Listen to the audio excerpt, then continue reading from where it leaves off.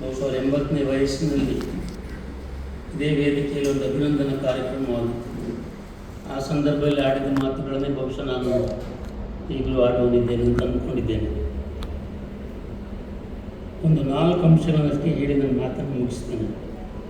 68ರಲ್ಲಿ ಈಗಾಗಲೇ ವಿಜಯ ಕಾಲೇಜ್ ಮುಲ್ಕಿಗೆ ಅವರು ಬಂದದ್ದನ್ನು ಕೊಂಡಂತಾಗಿ ಪ್ರಸ್ತಾಪ ಮಾಡಿದರು. ನಾವು MGM ಕಾಲೇಜಿನಲ್ಲಿ ನಮ್ಮ ಗುರುಗಳಾದ ಪ್ರೊಫೆಸರ್ ಹರಿದಾಸ್ ಭಟ್ರು ಕನ್ನಡ ಡಿಪ್ಲೊಮಾ ತರಗತಿಗಳನ್ನು ಪ್ರಾರಂಭ ಮಾಡಿದ್ದರಿಂದ 68ರ ಸುಮಾರಿಗೆ ಪ್ರೊಫೆಸರ್ ರಾಮದಾಸರು ಮುಲ್ಕಿಯಿಂದ ಬಂದು ಬಹುಶಃ ವಾರದಲ್ಲಿ 1-2 ಅವಧಿಗಳಲ್ಲಿ ನಮಗೆ ವಿಮರ್ಶೆಯ ಬಗ್ಗೆ ಪಾಠವನ್ನು ಮಾಡ್ತಾಯಿದ್ರು.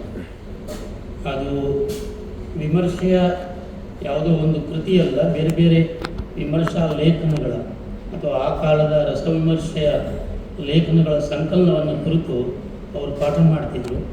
ಅವರ ಪಾಠಕ್ರಮದ ದೆಸೆಯಿಂದಾಗಿ ಒಂದು ವಿಮರ್ಶೆ ಮಾಡೋದು ಹೇಗೆ ಅನ್ನೋದು ನಾನು ಕಲ್ತ್ಕೊಂಡೆ ಅಂತ ಹೇಳ್ಬೋದು. ಅದೆಲ್ಲದಕ್ಕಿಂತ ಮಿಗಿಲಾಗಿ ರಾಮದಾಸರನ್ನು ಸದಾಕಾಲವೂ ಅವರ ಚರ್ಮ ಶರೀರ ಇಲ್ಲದೇ ಇದ್ದರೂ ಕೂಡ ಬದುಕಿನುದ್ದಕ್ಕೂ ನಾನು ಅವರನ್ನು ನೆನಪು ಮಾಡಿಕೊಳ್ಳಲು ಕವಿ ಅಡಿಗರು ಎಂಬ ಕಣ್ಣನ್ನು ನಮಗೆ ಕೊಟ್ಟವರು. ಇಲ್ಲಿವರೆಗೆ ನನ್ನಂಥವರಿಗೆ ಗೋಪಾಲಕೃಷ್ಣ ಅಡಿಗರ ಬಗ್ಗೆ ಅಷ್ಟೇನೂ ಗೊತ್ತಿರಲಿಲ್ಲ. ನಾನೇನಿದ್ರು ನರಸಿಂಹಸ್ವಾಮಿ, ನಿಸಾರ್ ಅಹಮದ್, ಕುವೆಂಪು ಇಂಥವರ ಕವಿತೆಗಳನ್ನು ಓದ್ಕೊಂಡಿದ್ದೆ. ಆದರೆ ಹೀಗೆ ಡಿಪ್ಲೊಮಾ ತರಗತಿಗಳು ಮುಗಿದ ಮೇಲೆ ಈಗಿನ ಹಾಗೆ ಬಸ್ ಸಂಚಾರದ ವ್ಯವಸ್ಥೆ ಅಷ್ಟಾಗಿ ಇಲ್ಲದ ಕಾಲದಲ್ಲಿ ಇಲ್ಲಿಂದ ನಾವು ಕಲ್ಸಂಕ ಮೂಲಕವಾಗಿ ನಡೆದುಕೊಂಡು ಹೋಗುವ ಸಂದರ್ಭದಲ್ಲಿ ಅವರ ಅಡಿಗರ ಬಗ್ಗೆ, ಅಡಿಗರ ಭೂಮಿಗೀತ ಕಾವ್ಯದ ಬಗ್ಗೆ ಹೇಳ್ತಾಯಿದ್ರು. ಆಗ ತಾನೇ ಅವರು ಭೂಮಿಗೀತ ಕಾವ್ಯ ಪ್ರವೇಶಿಕೆ ಅಂತಿರಬೇಕು ಒಂದು ಸಣ್ಣ ಕೃತಿಯನ್ನು ಪ್ರೇಮ ಸೋದರ ಎಂಬ ಕಾವ್ಯನಾಮದಲ್ಲಿ ರಚನೆ ಮಾಡಿದರು. ಅದರ ಪ್ರತಿಯನ್ನು ಅವರು ನಮಗೆ ಕೊಟ್ಟಿದ್ದರು. ಅದನ್ನು ಓದಿದ ದೆಸೆಯಿಂದಾಗಿ ನನಗೆ ಅಡಿಗರ ಕಾವ್ಯ ಅದನ್ನು ತಿಳಿಯುವಂಥ ಪ್ರಯತ್ನಗಳು ಅದು ಸಾಧ್ಯವಾಯಿತು. ಇವತ್ತಿಗೂ ಅಡಿಗರು ನನ್ನ ಅಂತರಂಗದಲ್ಲಿ ಇರುವುದಕ್ಕೆ ಕಾರಣ ರಾಮದಾಸರು ನೀಡಿದಂಥ ಪ್ರೇರಣೆ. ಬಹುಶಃ ಒಬ್ಬ ಅಧ್ಯಾಪಕ ಮಾಡಬಹುದಾದ ಶ್ರೇಷ್ಠ ಕಾರ್ಯ ಏನಂದರೆ ಅದರಲ್ಲಿಯೂ ಭಾಷೆಯ ಅಧ್ಯಾಪಕರು ಆ ಭಾಷೆಯ ಪ್ರಮುಖವಾದ ಲೇಖಕರೊಬ್ಬರನ್ನು ವಿದ್ಯಾರ್ಥಿಗಳ ಚಿತ್ತ ಭಿತ್ತಿಯಲ್ಲಿ ಚಿರಸ್ಥಾಯಿಯಾಗಿ ಮೂಡಿಸುವುದರಿಂದ ಅಂಥ ಕೆಲಸವನ್ನು ರಾಮದಾಸರು ಮಾಡಿದ್ರಿಂದ ನಾನು ಅವರನ್ನು ಯಾವತ್ತೂ ಸ್ಮರಣೆ ಮಾಡಿಕೊಳ್ತೇನೆ. ರಂಗಭೂಮಿಯ ಜೊತೆಗಿನ ಅವರ ನೆನಪಿನ ಬಗ್ಗೆ ಈಗಾಗಲೇ ಪ್ರದೀಪ್ ಚಂದ್ರ ಅವರು ಹೇಳಿದರು. ನಾನು 2 ಅಂಶಗಳನ್ನು ಇಲ್ಲಿ ನೆನಪು ಮಾಡಿಕೊಳ್ಳೋಕೆ ಬಯಸ್ತೇನೆ. ಅವರ ಕಂಠ, ಅವರ ಮಾತಿನ ರೀತಿ, ಅವರ ಸಂಭಾಷಣೆ ರೀತಿ, ಅವರು ಕಾವ್ಯವನ್ನಾಗಲಿ ಸಂಭಾಷಣೆಯನ್ನಾಗಲಿ ಓದುವ ಕ್ರಮಗಳು ಬಹುಶಃ ನಮ್ಮೆಲ್ಲರಿಗೂ ಸದಾಕಾಲಕ್ಕೂ ಮಾದರಿ ಅಂತ ನಾನು ಭಾವಿಸ್ತೇನೆ.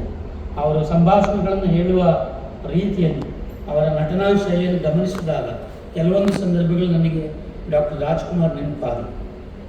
ಇದೇ ವೇದಿಕೆ ಮೇಲೆ ರಂಗಭೂಮಿಯ ಸ್ಪರ್ಧಾ ನಾಟಕ ಬಹುಶಃ ಅವರೇ ಅನುವಾದಿಸಿದ್ದು, ಅವರೇ ನಿರ್ದೇಶನ ಮಾಡಿದ್ದು, ಅವರೇ ನಟನೆ ಮಾಡಿದ್ದು. ಮನಸ್ಸಾಕ್ಷಿ ಅನ್ನೋ ನಾಟಕ ಇರಬೇಕು. ಆ ನಾಟಕದಲ್ಲಿ ಅವರ ನಟನೆಗೆ ಪ್ರಥಮ ಬಹುಮಾನ ಬಂದಿತ್ತು.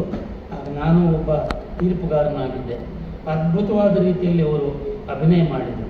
ಅದಕ್ಕಿಂತಲೂ ಮುಖ್ಯವಾಗಿ ಇಲ್ಲಿ ಅವರ ಇದು ಭಾರತ ನಾಟಕ ಇದೆ. ಭಾಳ ತಡವಾಗಿ ಅದು ಪ್ರಕಟವಾದದ್ದು. ನನಗೆ ತಿಳಿದ ಹಾಗೆ ಅದು 70ರ ದಶಕದಲ್ಲಿ ಪೂರ್ಣ ಪ್ರಜ್ಞಾ ಕಾಲೇಜಿನ ಒಂದು ಹಲಸಿನ ಕಟ್ಟೆ ಅಲ್ಲಿ ಆದ ಬಹುಶಃ ಉಡುಪಿಯ ಸಾಂಸ್ಕೃತಿಕ ಚರಿತ್ರೆಯಲ್ಲಿ ಆದ ಮೊದಲ ಒಂದು ಬಯಲು ನಾಟಕ, ಬಯಲು ರಂಗಭೂಮಿ ಅನ್ನುವಂಥ ಕಲ್ಪನೆ ಏನಾದ್ರು ಇದ್ದರೆ ಆ ನಾಟಕದ ಮೂಲಕ ಬಂತು. ಅದ್ಭುತವಾದ ಹಾಡುಗಳನ್ನು ಅವರು ರಚನೆ ಮಾಡಿದರು. ಕೆಲವು ಹಾಡುಗಳು ಈಗಲೂ ಕೂಡ ಕಣ್ಣನ ಕೊಲೆ ಕಂಡ್ಯ ಆ ಥರದ ಹಾಡುಗಳು, ಸತ್ಯಂತಪ್ಪನ ವಿಷಯ ಅದೆಲ್ಲ ಆ ನಾಟಕದಲ್ಲಿ ಅವರು ತಂದು. 2ನೇದು ಪ್ರೊಫೆಸರ್ ಉದ್ಯಾರ್ ಮಧ್ವಾಚಾರ್ಯ ಮತ್ತು ರಾಮದಾಸರ ನಡುವೆ ಒಂದು ವಿಶೇಷವಾದ ಒಂದು ಸಂಬಂಧ ರಂಗಭೂಮಿಯ ದೆಸೆಯಿಂದಾಗಿತ್ತು. ನಾವು ಮಾತನಾಡ್ಕೊಳ್ತಾ ಇದ್ದೀವಿ. ಇವರಿಬ್ಬರ ಪ್ರತಿಭೆಗಳು ಜೊತೆಗೂಡಿದರೆ, ಸಂಗಮಿಸಿದರೆ ಒಂದು ಸಾಂಸ್ಕೃತಿಕ ಲೋಕದಲ್ಲಿ ಅದ್ಭುತವಾದದ್ದು ಸಾಧ್ಯವಾಗಬಹುದು ಅಂತ. ಆ ಮಧ್ವಾಚಾರ್ಯ ಅವರ ಪ್ರೇರಣೆಯಿಂದ ಆ ನಾಟಕದಲ್ಲಿ ಸೊಗಸಾಗಿ ಬಂದು ಮುಂದೆ 80ರ ದಶಕದಲ್ಲಿ ಇದೇ ನಮ್ಮ ವೇದಿಕೆಯಲ್ಲಿ ಗೋವಿಂದ ಪೈಯವರ ಹೆಬ್ಬರಳು ಹಳೆಗನ್ನಡ ನಾಟಕವನ್ನು ನಾವಿಲ್ಲಿ ಮಾಡಿದ್ವಿ. ಬಹುಶಃ ದೀಕ್ಷಿತರಿದ್ದರು, ಯಾದವಾಡರಿದ್ದರು, ದಿವಂಗತ DJ ಹೆಗಡೆಯವರಿದ್ದರು, ಅನೇಕ ಮಂದಿ, ಲಕ್ಷ್ಮಣ ರಾಯ ಪ್ರಭು, ಅನೇಕ ಮಂದಿ ನಾವು ಭಾಗವಹಿಸಿದ್ದು. ನಮ್ಮ ಇಲ್ಲೇ ಕಲ್ಯಾಣ ಮಂಟಪದಲ್ಲಿ ಸುಮಾರು 1 ತಿಂಗಳ ಕಾಲ ಇರ್ಬೋದು ರಾತ್ರಿ ವೇಳೆಯಲ್ಲಿ ರಿಹರ್ಸಲ್ ನಡೀತಾ ಇದೆ. ರಾಮದಾಸರು ಪ್ರತಿಯೊಬ್ಬರಿಗೂ ಆ ಸಂಭಾಷಣೆಯನ್ನು ಓದುವ ಕ್ರಮ, ಪದವಿಂಗಡಣೆ ಕ್ರಮ, ಅದರ ತಾತ್ಪರ್ಯ ಏನು ಅದನ್ನೆಲ್ಲ ಹೇಳಿಕೊಟ್ಟು ಬಹುಶಃ ಪ್ರದರ್ಶನದ ಮೌಲಿಕತೆಯನ್ನು ಅವರು ಹೆಚ್ಚು ಮಾಡಿದರು ಅಂತ ನಾನು ಈ ಸಂದರ್ಭದಲ್ಲಿ ಸ್ಮರಿಸಿಕೊಳ್ಳಿಕ್ಕೆ ಬಯಸ್ತೇನೆ. ಇನ್ನು ಮೂರನೇದು, ಅವರು ತುಂಬ ಸ್ವಾಭಿಮಾನಿ. ಎಳನಿಂಬೆಯವರ ಆತ್ಮಚರಿತ್ರೆಯಲ್ಲೇ ಅದು ನಮಗೆ ಗೊತ್ತಾಗುತ್ತೆ. ಅದಲ್ಲದೆ ಕಾಲೇಜಿನಲ್ಲಿರ್ಬೋದು, ಸಾರ್ವಜನಿಕ ರಂಗದಲ್ಲಿರ್ಬೋದು, ಅವರು ಯಾವತ್ತೂ ಕೂಡ ತಮ್ಮ ವ್ಯಕ್ತಿತ್ವದ ಛಾಪನ್ನು ಬಿಟ್ಟುಕೊಟ್ಟವರೆಲ್ಲ. ಅನೇಕ ಸಂದರ್ಭಗಳಲ್ಲಿ ಅವರು ಯಾವುದೇ ರಾಜು ಕೂಡ ಸಿದ್ಧರಾಗಿರಲಿಲ್ಲ. ಎರಡೇ 2 ಪ್ರಸಂಗ ನೆನಪು ಮಾಡಿಕೊಳ್ತೇನೆ. ಚೇರ್ಕಾಡಿಯಲ್ಲಿ ನಡೆದ ಸಾಹಿತ್ಯ ಸಮ್ಮೇಳನ, ಅವರ ಭಾಷಣ ಒಬ್ಬರು ಅತಿಥಿಗಳು ಬಂದಿರಲಿಲ್ಲ. ನಮ್ಮ ಮುಂದೆ ಸಾಕಷ್ಟು ಸಮಯ ಇತ್ತು. ಅವರು ಭಾಷಣ ಮಾಡ್ತಿರುವಾಗ ಒಬ್ಬರು ನಿರ್ವಾಹಕರು ಒಂದು ಚೀಟಿ ಕೊಟ್ಟರು, ಸಾಕು ಮಾಡಿ ಅಂತೇನೋ ಅದರಲ್ಲಿ ಬರೆದಿತ್ತು. ಆದ್ದರಿಂದ ರಾಮದಾಸರು ಕೆಂಡಾಮಂಡಲವಾದರು. ಆ ಕೂಡಲೇ ಸಭೆಯನ್ನು ತ್ಯಜಿಸಿದರು. ನಾನು ಮತ್ತು ಮುರಳೀರೂಪಾದರು ಅವ್ರ ಜೊತೆಗೆ ಸಭೆಯಲ್ಲಿ ಇದ್ದು, ನಮಗೆ ನಾವು ಏನು ಮಾಡಬೇಕು ಅನ್ನೋದು ಗೊತ್ತಾಗಿಲ್ಲ. ಆದರೆ ನಮ್ಮ ಗುರುಗಳು ತುಳಿದ ದಾರಿಯೇ ನಮ್ಮ ದಾರಿಯೂ ಕೂಡ.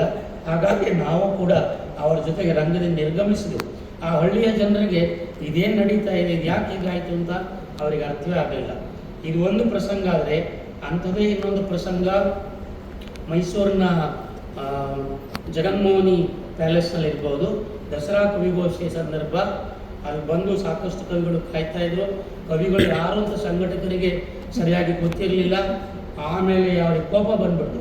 ಕೋಪ ಬಂದು ಅಲ್ಲಿಂದ ಹಾಗೆ ಹೊರಟು ಬಿಟ್ಟರು. ಆಮೇಲೆ ಸಂಘಟಕರು ಭಾಳ ಒತ್ತಾಯ ಮಾಡಿ ಅವರನ್ನು ಕರ್ಕೊಂಡು ಬಂದು ಕೂರಿಸಿದ್ದು ನನಗೆ ನೆನಪಾಗುತ್ತೆ. ಕೊನೆಯ ಒಂದು ಮಾತೇನೆಂದರೆ, ಅವರು ಗುಣಗ್ರಾಹಿಗಳಾಗಿದ್ದರು. ಯಾರಲ್ಲೇ ಆಗಲಿ ಒಂದು ಒಳ್ಳೆಯ ಪ್ರತಿಭೆ ಕಂಡು ಬಂದರೆ, ಒಳ್ಳೆಯ ಬರವಣಿಗೆ ಸಾಮರ್ಥ್ಯ ಕಂಡು ಬಂದರೆ ಅದನ್ನು ಕುರಿತು ಮೆಚ್ಚು ನುಡಿಗಳನ್ನು ಆಡ್ತಾಯಿದ್ರು. ನಮಗೆಲ್ಲರಿಗೂ ಅವರು ಹಲವು ರೀತಿಯಲ್ಲಿ ಆದರ್ಶಪ್ರಾಯರು.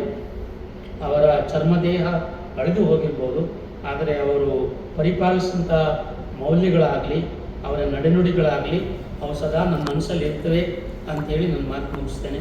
ನಮಸ್ಕಾರ.